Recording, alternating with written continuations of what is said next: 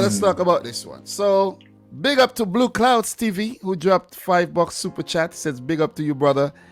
Keep up now. Big up to everyone in the chat. Appreciate it, Mr. Zion, man. How are you? How are you feeling today? Nice to see you coming through and support the thing. So, thanks for the super chat there. Look, Steve, City versus Arsenal. Arsenal coming off of a big EFL Cup win. Of course, we know that. 6-0 against West Brom. Man City coming off of a 5-0 win over Norwich. Arsenal lost their last Premier League game against Chelsea. Last season. Listen. Arsenal have only won one game. Let me just put that out there. One game against City in their last 10 fixtures. A single game, and that was the semi-final of the FA Cup. And they have lost every other match dating back to 2018 when they met in the Carabao Cup final. That's their last 10 matches. I'm not going to go further than that. 3 years is a long time, long time ago. Look, man. I think the Arsenal fans know that they can't go into this with false hope. I know the players know they can't go into this with false hope.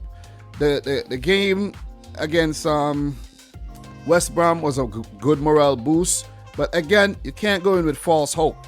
You really can't. Even though they do have a better Premier League record against City, being 48 games played, 23 wins for Arsenal, 15 for City, 10 draws. That was the old record.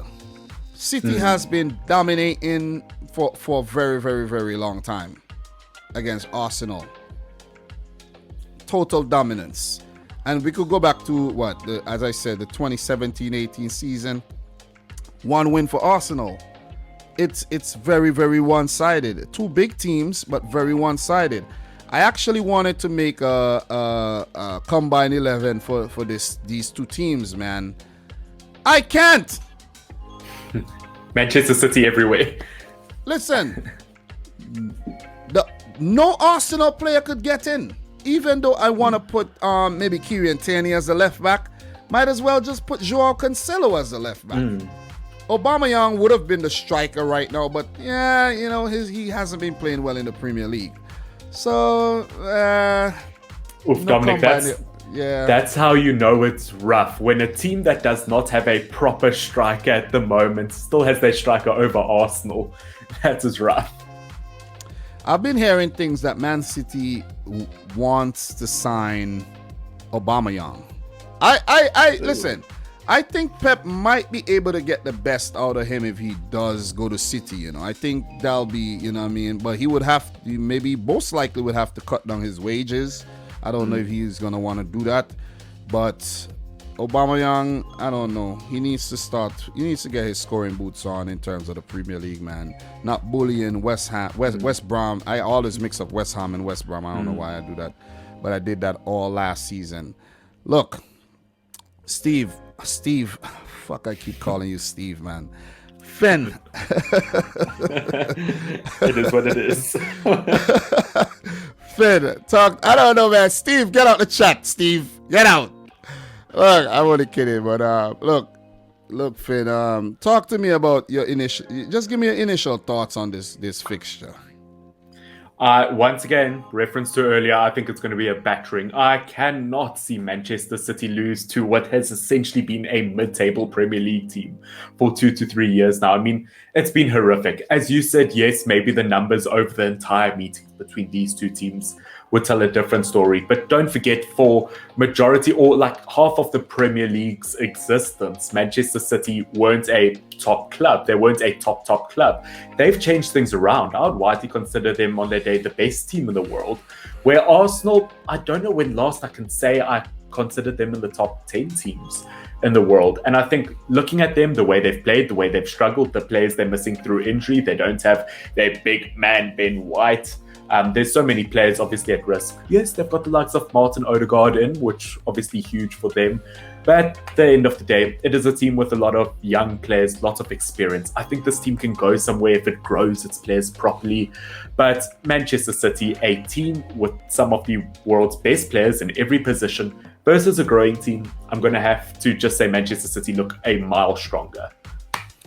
Well said, Finn. Well said. Appreciate that, man. I have questions for you, bro. Yeah. And this is a very simple question. Very, very simple.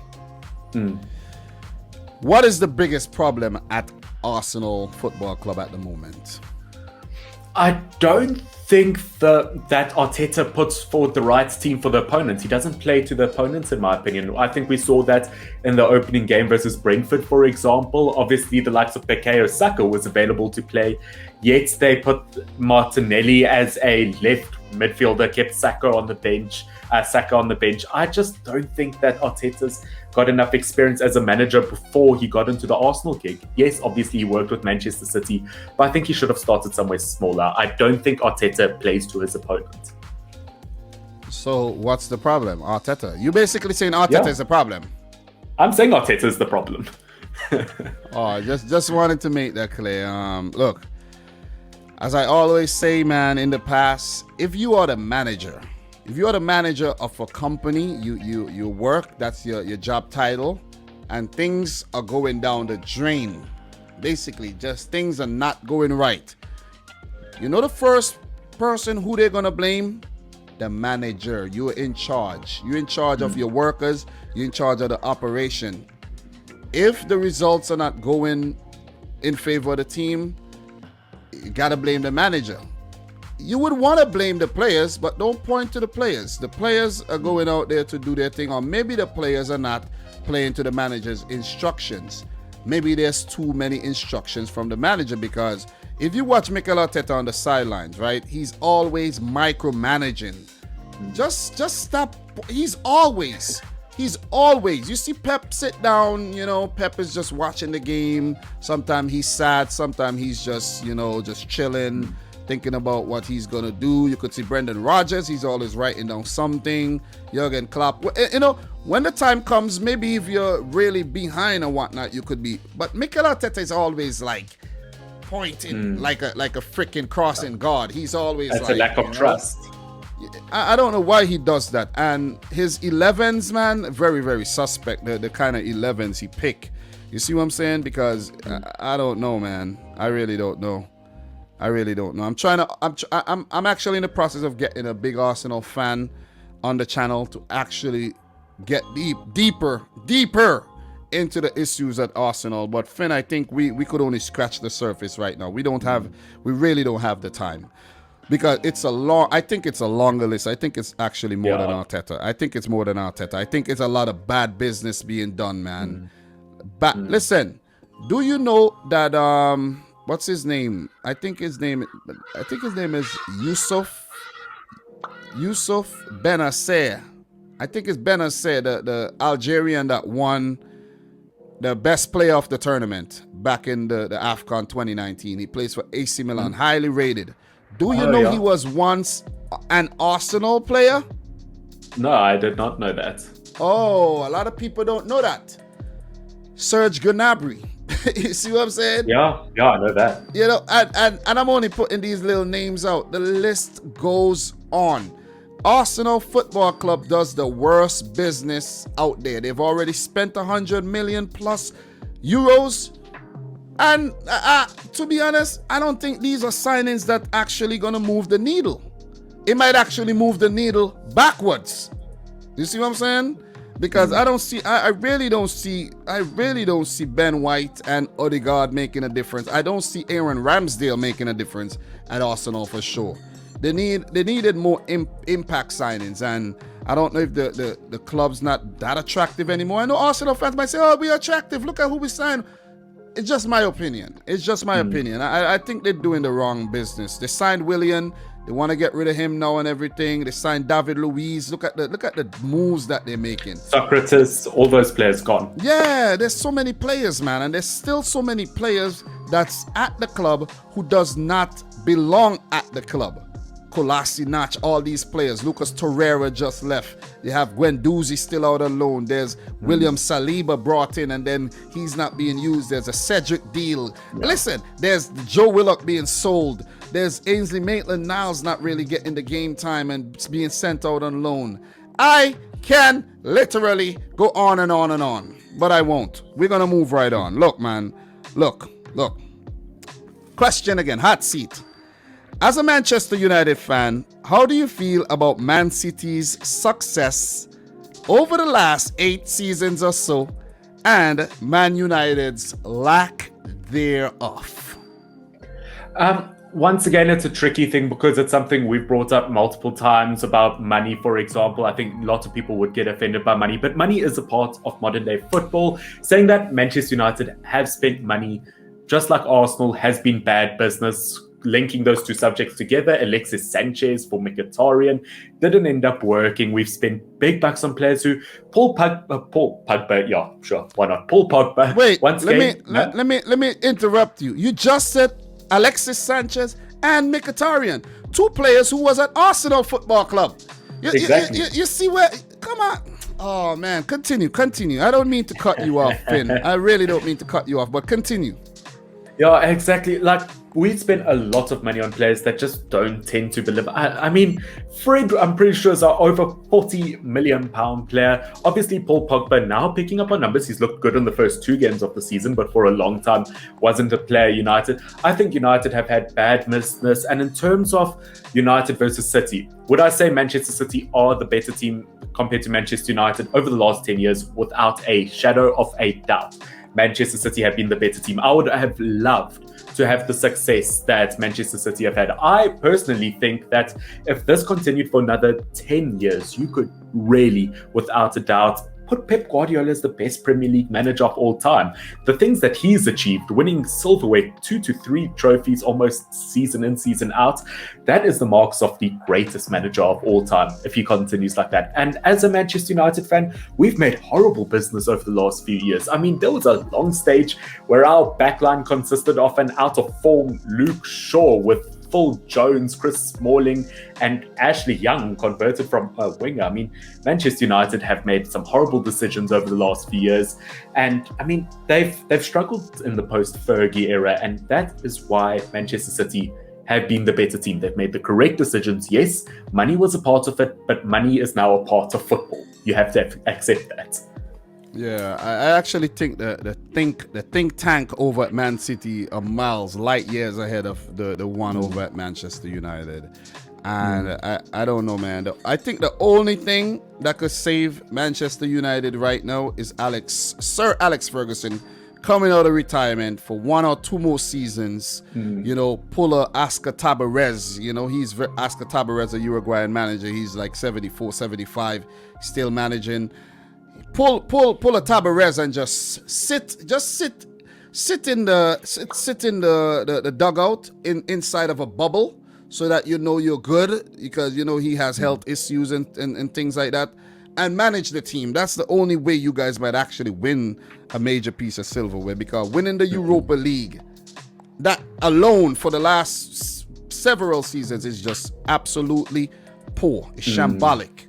Yeah, and you guys ought to be ashamed of yourself. So let me just talk about some insights, then we're going to move on. Man City are unbeaten in their last 11 league games against Arsenal, winning 9 and drawing 2. Since a 2-1 defeat at the Emirates in December of 2015, they've taken 28 of a possible 30 points against the Gunners under Pep Guardiola, winning 9 and drawing 1. Arsenal have lost each of their last 8 Premier League meetings with Manchester City, their joint longest run of consecutive defeats against a specific opponent in their league history. Also, 8 versus Leeds between 73 and 76. Man City have kept a clean sheet in 6 of their last 7 league meetings with Arsenal, including the last 4 in a row since a 3-1 home win in February of 2019. There's also Arsenal have lost their last 6 games against reigning Premier League champions, conceding exactly 3 goals in each of the last 5. The Gunners have won just 1 of their last 17 away games against the reigning champions, drawing 6 and losing 10. This is ridiculous. With that victory coming against Manchester City in January of 2015, 2-0. Finn, let me know your predictions here, and we're going to move right on. We got a couple more fixtures to talk about. We have the big Champions League draw coming at 12, and I want to actually go live for that. So we have a couple more to run through. I think we'll take about 30 more minutes to do that, and then we'll call it a day. You've been doing great, bro. Just want to let you know that. Thank you. Guys, make sure you subscribe to Finn's channel. It's in the description box down below. And trust me, man, Finn deserves a lot more love because, Finn, let me just tell you, man, you're better than a lot of them out there, man. A lot of guys are just out there, they for clout. But you know your thing. I'm gonna say this. I'm gonna call people out right now. I bet you any money. I bet you a whole paycheck. I bring on some people on here. They're freezing up, bro. Well, knowledge is power, and thank you very much. And I appreciate you giving me this platform to express my love of football. Anytime. What's your prediction for this one? Once again, think it's going to be another smack to Manchester City. Yeah, okay, you know what? I'll break what you said earlier. I don't like Arsenal. Arsenal is the one team I definitely don't like. Is it a bias thing? I don't think so. As I said, Manchester City on their day, best team of all time. Whether it's going to be a 2-0 or a 3-0, apparently now Arsenal have their strikers back, being Lacazette and Aubameyang, which I thought they would be out longer due to COVID. But maybe less pressure on defense now. I am going to go for a 2-0, but I'm very close to going for 3-0. My prediction is a 3-0 win for Manchester City. I don't want to be naive and underestimate Arsenal or anything. Look, they could shock us. You never know. But if we learn anything from what we saw against Norwich City, Man City are now they rootless after losing against Spurs. We should have won the game against Spurs. I don't know what happened there. But with Jack Grealish, Sterling, Mahrez, Jesus, Ferran Torres, hopefully we could get De Bruyne back. I don't know, maybe after the international break. Can't wait to get Phil Foden back. Big Philly style has been out with an injury. John Stones has been out with an injury as well. But there's guys like Laporte, there's Bernardo, guys rumored to be leaving the club. There's Big Ruben Diaz still at the back, Kyle Walker. The team, man, Fernandinho. Listen, I could go on and on and on, man. All eyes would be on Jack Grealish here. Hope he scores again. Shut up some haters. Shut up some critics. I don't know why my phone keeps going off, man. God damn. Maybe it's the Arsenal fans in my freaking DMs. So, yeah. So, I'm going to go for a 3-0 win. I hope it turns out to be a 3-0 win. I would be very, very embarrassed, to say the least, to lose to this Arsenal team with what's going on at their club, man. Seriously.